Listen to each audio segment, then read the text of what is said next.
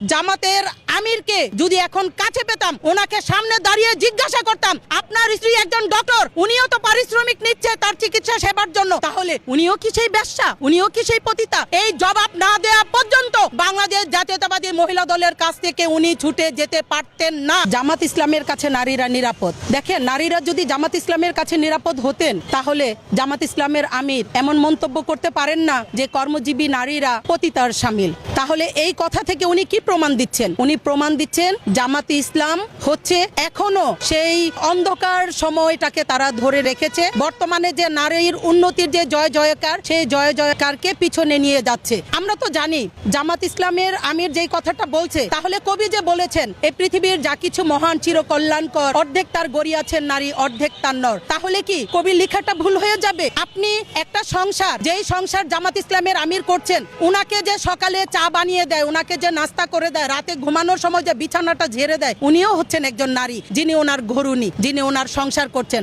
যেই মার হাতে রান্না খেয়ে, যেই মায়ের উদার থেকে উনি দুনিয়াতে আসছেন, দুনিয়ার আলো দেখছেন, উনিও একজন নারী। তাহলে ওই নারী হয়তো তার কাছ থেকে কোনো পারিশ্রমিক নেননি, কারণ মা, স্ত্রী এবং কন্যা তারা পারিশ্রমিক নেন না, তারাও কিন্তু কর্ম করছেন। তাহলে উনি যেহেতু কর্মজীবী নারীদের এখানে বেশ্যার সাথে তুলনা করেছেন, আমি মনে করি উনি অনেক ঘৃণিত একটা মন্তব্য করেছেন। যে